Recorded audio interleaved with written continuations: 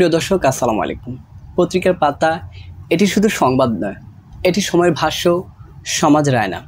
প্রতিদিন আমরা যে সমস্ত খবর দেখি তা শুধু তথ্য নয়, এর পিছনে থাকে প্রভাব, প্রেক্ষাপট, প্রতিবাদ।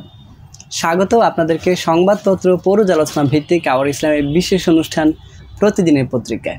প্রিয় দর্শক, আজকের আয়োজন আমরা তুলে ধরব দেশি পত্রিকার গুরুত্বপূর্ণ শিরোনাম, বিশ্লেষণ করব সংবাদের অন্তর্নিহিত বার্তা, খুঁজে বের করব সমাজের স্পন্দন। চলুন আজকের আলোচনা শুরু করি। প্রথমে আমার হাতে নিয়ে নিচ্ছি প্রথম আলো। প্রথম আলো তাদের লিড করেছে জুলাই গণহত্যায় প্রথম তদন্ত প্রতিবেদন, আসামি 8 জন। এখানে 3টা বিষয় তারা মার্ক করে রেখেছে। একটা হচ্ছে ডিএমপি সাবেক কমিশনার হাবিবুর রহমান সহ আসামি 8 জন, সবাই পুলিশের সাবেক সদস্য। 2 নম্বর যেটা লিখেছে যে আসামিদের মধ্যে হাবিবুর সহ 4 জন পলাতক। 3 নম্বর যেটা লিখেছে তদন্ত শেষ করতে ট্রাইব্যুনালের তদন্ত সংস্থার সময় লেগেছে 6 মাস 13 দিন। এর পাশে তারা শিরোনাম করেছে শ্রমিকের মজুরি 3 বছর পর পর পুনর্নির্ধারণের সুপারিশ। রাশিয়া ইউক্রেনের যুদ্ধ, চাকরির প্রলোভনে বাংলাদেশি তরুণদের পাঠানো হয় যুদ্ধে। প্রিয় দর্শক, আমরা জানি যে রাশিয়া ইউক্রেনে যাওয়ার জন্য বাংলাদেশিদের একটা টান রয়েছে। সেখানে তাদের জীবিকা নির্ভর একটা বড় একটা উৎস হয়ে থাকে। সেইখান থেকে কিন্তু অনেকে রাশিয়া ইউক্রেন যেতে চায়, আর সেই সূত্র ধরে দালালরা সুযোগ খুঁজছেন, আর দালালরা সেখানে কিন্তু তাদেরকে পাঠিয়ে দিচ্ছেন। কিছুদিন পরে তাদেরকে ইউক্রেন রাশিয়ার যুদ্ধে নিয়ে যাওয়া হয় এবং সেখানে কিন্তু তারা কিন্তু নিহত হয়। এই কারণে আমাদেরকে অনেকটা সাবধান থাকতে হবে যে রাশিয়া ইউক্রেন বর্তমান যুদ্ধ চলছে, টাকার প্রলোভনে জীবিকা নির্বাহনে যাতে করে নিজের প্রাণটা না চলে যায়। এই পাশে তারা শিরোনাম করেছে যে নিবন্ধন চায় 65 রাজনৈতিক দল, বেশিরভাগ নাম সর্বস্ব। ক্যাথলিক ধর্মগুরু পোপ ফ্রান্সিস আর নেই। প্রিয় দর্শক, আমরা জানি যে খ্রিস্টানদের সবচেয়ে বড় ধর্মগুরু যিনি আছেন 88 বছর, 88 বছরে তিনি কিন্তু গতকাল মারা গিয়েছেন। এই পাশে হাতের ডান পাশে তার শিরোনাম করেছে যে শেখ হাসিনা সহ তার পরিবারের 10 জনের এনআইডি লক, তাদের এনআইডি কিন্তু লক করা হয়েছে এবং সেই বিষয়ে তাদের তদন্ত চাওয়া হচ্ছে। আমরা যদি দেখি তাদের ব্যাকপার্টের শিরোনাম করেছে এনজিও নিবন্ধন সহজ হলো। পার্বত্য চট্টগ্রামের মনে কি আসলে ভাগ আছে? ব্যাটারি রিক্সা চলতে না দেওয়ায় বিক্ষোভ, হামলা, মারধর। ব্যাটারি রিক্সা চলতে না দেওয়ার কারণে রাজধানীর গুলশানে কিন্তু হামলা করা হয়েছে আর মারধর করা হয়েছে, সেটাই কিন্তু তারা এখানে উঠিয়ে এনেছেন। যৌথ বাহিনীর অভিযানে গোপন আস্তানার সন্ধান, অস্ত্র উদ্ধার এবং অস্ত্র প্রশিক্ষণ সামগ্রী।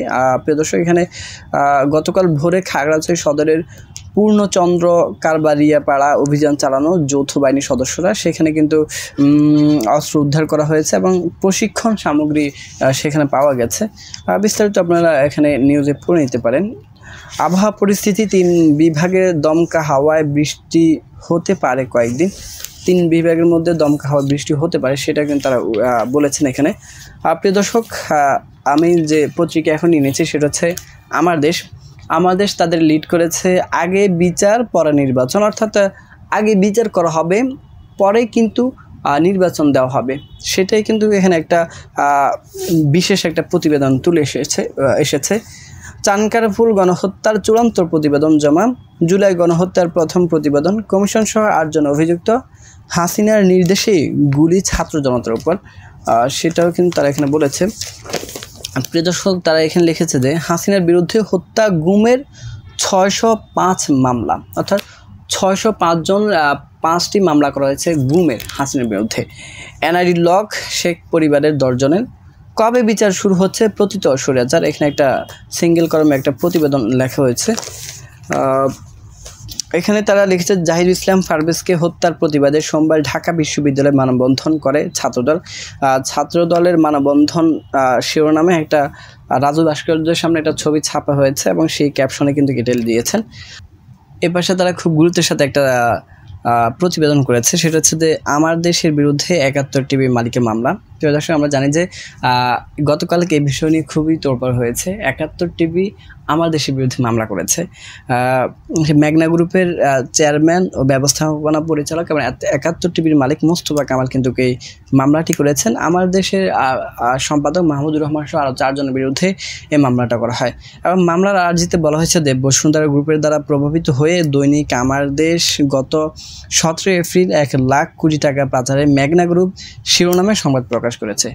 আর এর মাধ্যমে তাদের প্রতিষ্ঠানের বিরুদ্ধে মিথ্যা, বানোয়াট ও কুৎসাপূর্ণ ও মানহানিকর বক্তব্য প্রকাশ করা হয়েছে। সেইখানে সেই কারণ হিসেবে কিন্তু তারা মামলাটা করেছে। আমি যদি আমার দেশের ব্যাকপার্টে যাই, তারা এখানে খুবই গুরুত্বের সাথে একটা শিরোনাম করেছে যে ঢাকা মেডিকেল কলেজ হাসপাতালের রোগন দশা 10 বছর ধরে ফাইনবন্দি উন্নয়ন মহাপরিকল্পনা। 4 দিনের সফরে কাতার গেলেন প্রধান উপদেষ্টা। শুরু হচ্ছে গভীর সমুদ্র বন্দরের নির্মাণ কাজ। জাপানি প্রতিষ্ঠানের সঙ্গে চুক্তি আজ। সিলেট বিমানবন্দর থেকে চালু হচ্ছে কার্গো ফ্লাইট। স্নাইপারে গুলি তলপেট আটকে যায় জুনাইদের। দর্শক, এই ছিল আমার দেশ সংবাদ শিরোনাম এবং সংবাদ বিশ্লেষণ। আমি এই মুহূর্তে নিয়ে নিচ্ছি যুগান্তর। তাদের লিড করেছে শেখ পরিবারের 10 জনের এনআইডি লক।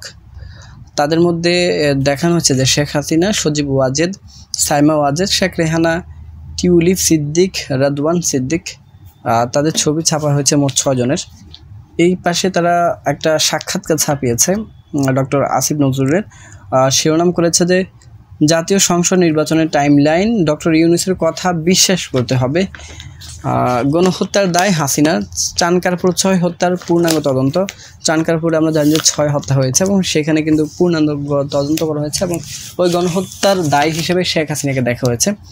এই পাশে তারা শিরোনাম করেছে নকশার বেতারে নির্মাণাধীন ৩,৩৮২ ভবন ভাঙা হবে, রাজুক চেয়ারম্যান। প্রিয় দর্শক, আমরা জানি যে নকশার ব্যত্যয় ঘটিয়ে ঢাকা নির্মাণাধীন ৩,৩৮২ ভবনের অবৈধ অংশ চিহ্নিত করে ভাঙা হবে। আর সেগুলার কিন্তু প্রস্তুতি নিচ্ছেন তারা। এই পাশে তারা নিচ্ছে যে এবার তৎপরতা মৌসুমি ব্যবসায়ীদের। ধান মজুদে অস্থির চালের বাজার। লাকসামের নবাব বাড়ি 10 গম্বুজ মসজিদ। প্রাইম এশিয়া ছাত্র হত্যার শুনানিতে আদালত হিরোইজম দেখিয়েছে, এখন জিরো হয়েছে।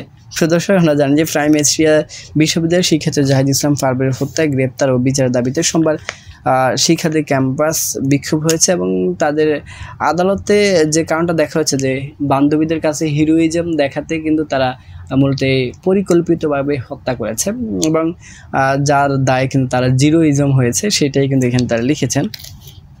সাকিব আল হাসান দুর্নীতি অনুসন্ধান দুদক। অবৈধ সম্পদ ও অর্থ পাচার। সাকিব আল হাসানের যে দুর্নীতি রয়েছে সেটা অনুসন্ধানে দুদক নেমেছে, সেটাই কিন্তু এখানে তারা উল্লেখ করেছে। পালাতে ক্লান্ত গাজাবাসী। 18 মার্চ থেকে 9 এপ্রিলের মধ্যে বস্ত্রচ্যুতদের উপর 224টি হামলা। মিরাজের 5 উইকেট, 25 রানে পিছিয়ে বাংলাদেশ। 25 রানে পিছিয়ে বাংলাদেশের খেলার কথাই কিন্তু এখানে উল্লেখ করা হয়েছে। প্রিয় দর্শক, এ ছিল যুগান্তর। আমরা নিয়ে নিচ্ছি যে নয়াদিগন্ত তাদের লিড করেছে চীনের ঘনিষ্ঠ হতে চাই ইউনান প্রদেশের গভর্নরের সঙ্গে বৈঠক। প্রধান উপদেষ্টা ইউনান প্রদেশের গভর্নরের সাথে সাক্ষাৎ করেছেন এবং সেখানে তিনি বলেছেন যে চীনের সাথে ঘনিষ্ঠ হতে চাই। পরলোক প্রো ফ্রান্সিস থানচিতে আরাকান আর্মির উৎসব। 19 নৌকায় বাংলাদেশ ছেড়ে গেল শতাধিক সদস্যরা। পলাতক সাবেক মন্ত্রী ও এমপিদের প্রত্যাবাসন চাওয়া হবে। 2023-এর কর ফাঁকিতে রাজস্ব ক্ষতি 2,26,236 কোটি টাকা সিপিডি। দর্শক, তাদের ব্যাকপার্টে দেখলে তারা লিখেছে যে গঙ্গা, ব্রহ্মপুত্র, মেঘনা দিয়ে বঙ্গোপসাগরে 73,000 টন প্লাস্টিক মিশছে প্রতিদিন। আগ্রহ বাড়ছে আমেরিকান তুলা আমদানিতে। গঙ্গা থেকে বাংলাদেশ অধিকাংশ সময় চুক্তি অনুযায়ী পানি পায়নি। প্রশাসনের নাকের ডগায় নিষিদ্ধ ছাত্রলীগের কার্যক্রম। অন্য একটি শিরোনাম তারা লিখেছে যে বাংলাদেশে বিশ্ব সাম্প্রদায়িক সম্প্রীতির মডেল ধর্ম উপদেষ্টা।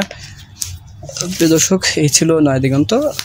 দৈনিক ইত্তেফাক তাদের লিড করেছে, গৃহীত হলে খর্ব হবে জনগণের প্রত্যক্ষ ভোটের অধিকার, টাকার খেলা চলবে, বসবে বেচা কেনার হাট, আইয়ুব খানের মৌলিক গণতন্ত্রে ফিরে আসার সংখ্যা, মেয়র চেয়ারম্যানদের কাছে তুচ্ছ হয়ে পড়বে জনগণ।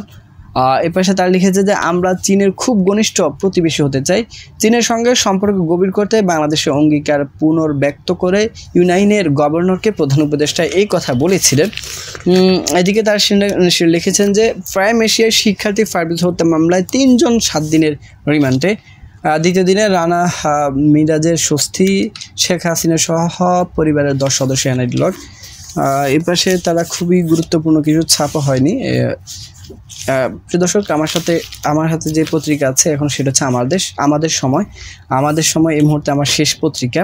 তারা লিখেছে যে শ্রমিকরা আইন সুরক্ষা ও ন্যূনতম মজুরির সুপারিশ, ঢাকার 2 সিটি একীভূত করার প্রস্তাব, ব্যাটারি রিক্সা উদ্যত মারমুখী, গুলশান বনানীতে চলাচল বন্ধের নির্দেশনা দেওয়া হয়েছে, কিন্তু সেখানে উদ্যত হয়েছে এবং তারা একটা হাঙ্গামা তৈরি করার চেষ্টা করেছে। এখানে লিখেছেন 2023 সালে 2.25 লাখ কোটি টাকার কর ফাঁকি, এলএনজি জনশক্তি, রোহিঙ্গা ইস্যুতে অগ্রাধিকার, হিরোইজম দেখাতে পরিকল্পিত খুন, দেশে প্রথমবারের মতো ফিজিটি এর সফল উদ্যোগ।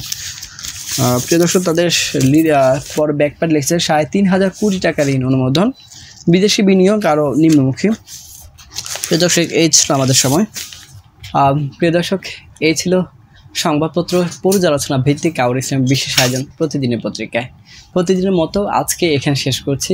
পরবর্তী ফিরে আসবো নতুন দিনের সংবাদ বিশ্লেষণ নিয়ে। সে পর্যন্ত সাথে থাকুন, সুস্থ থাকুন।